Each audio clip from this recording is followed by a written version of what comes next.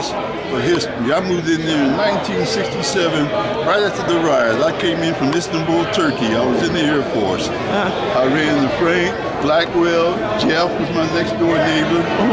Ezel's gone now, unfortunately, but he was there, and Perk was there. What was your position there? At Parkside? Yeah. I was a tenant at first, and I eventually ended up being the manager there because they started the program over there underneath the NSO program, and they wanted residents to work in the program since it was right after the riot, and they figured residents would know more about dealing with residents than those outsiders. Right. And so from there, I went to school.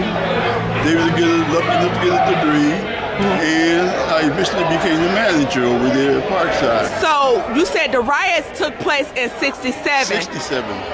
How? That was 2 years before I was born. What was the atmosphere like during that time? Were you guys all on lockdown? I know it was a military housing project, but was you all on lockdown? Military housing project, but a lot of military people live. Yeah.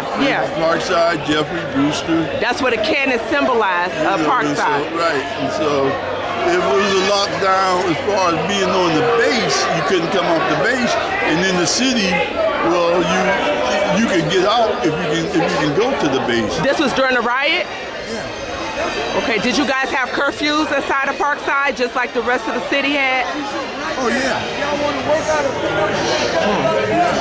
Wow. That doesn't mean nobody followed, Right. You know how to get around the curfew, how to get from one place to another.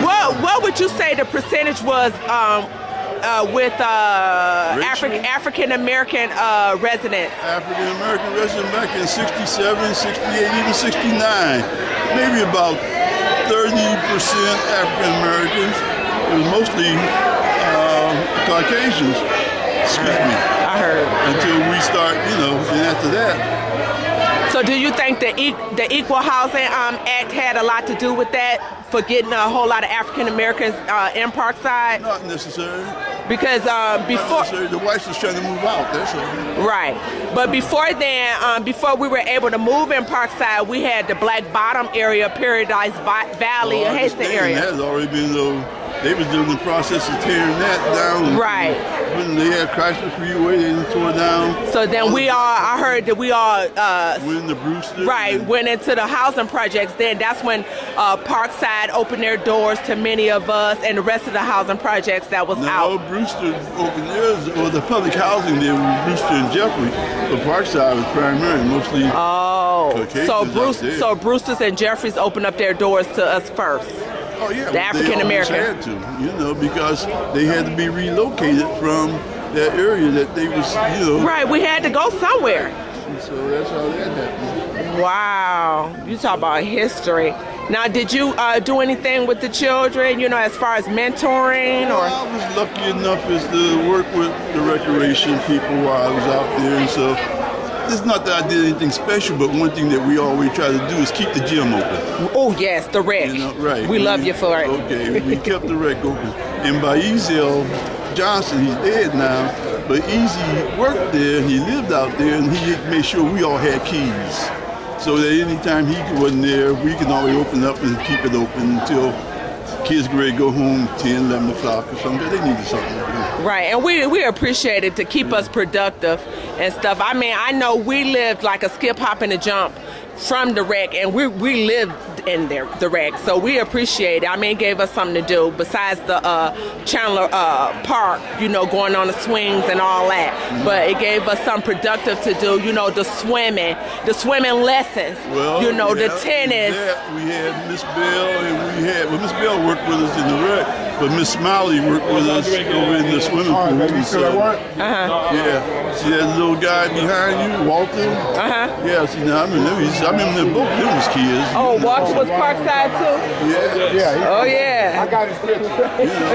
See, I watched them grow up. You watch them grow up? Y'all telling each other age? Y'all telling yeah, I mean, it's a beautiful thing to still see them around. Yeah. Because so many of them, their age, you don't even look that old. So it's a beautiful thing every time I see them. He was? Every time I see them guys, I'll be glad to see them because, like I said, so many of them that came up with them, Right. they're no longer around. Because a product of you. Yeah, Thank you, Mr. Blackwell, John, Mr. Frank, I'm King. King. Yeah. and all them. And you said Mr. Ezio? Well, yeah, Easy.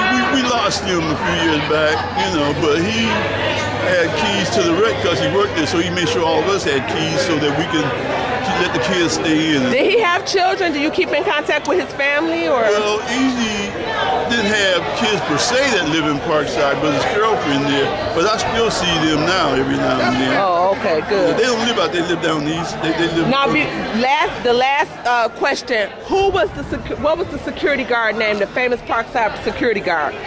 I'm not gonna tell you what the 3 names I heard so far. Not Otis. Oh, so it must have been Mr. Otis. Okay, Mr. Otis, it is. Okay, you're like the 3rd person that told me that. Okay. He was the only one I knew that knew everybody like we did. Right. Yeah. So he had to be older than you guys. Oh, so he's probably no longer with us. But to your knowledge, who was the actually out of all the housing projects?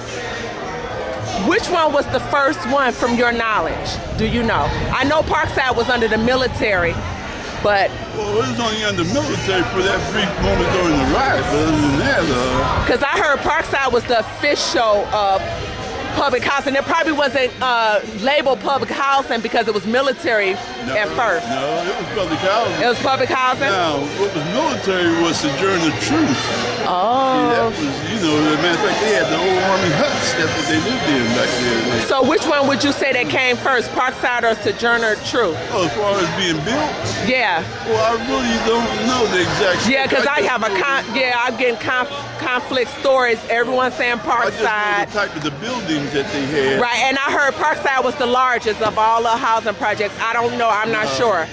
No, because I said Gardens, Jeffries. Yeah, they were pretty big because they had the apartment. About the 4th largest. The 4th largest? Yeah, okay. Gardens, Jeffrey Brewster, then Parkside. Okay, so we just got to get the truth. Who was the first actual housing project? So even though Parkside was under military, it was still a housing project. Oh, yeah, it was housing. Like I said, Sojourner Truth was the old army huts that was under military before the Detroit housing took over. That was out by Coney Garden.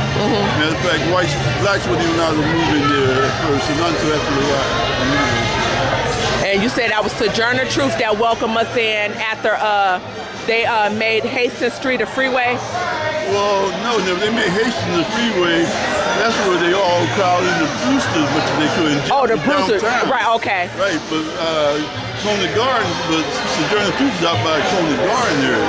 Okay. Out on the far east side, northeast, I should say. So that's where most of us integrated at after Paradise Valley or the Black Bottom. Most of us went into Brewster and Jeffries. Brewsters and Jeffries, okay. Thank you for that clearance. And I thank you for your history, your story, your legacy you leave behind and all that good stuff, and we love you for that. Well, thank you. And I'm about to get a hug.